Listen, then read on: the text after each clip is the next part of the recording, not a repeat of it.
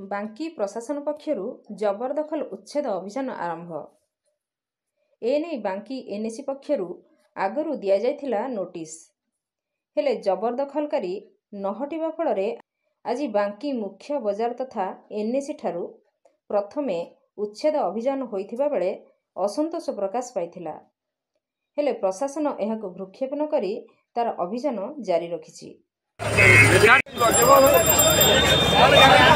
हमको नोटिस दियो तापर नोटिस लगा मास घर माने अरे तार भार राजमो ए ठीक है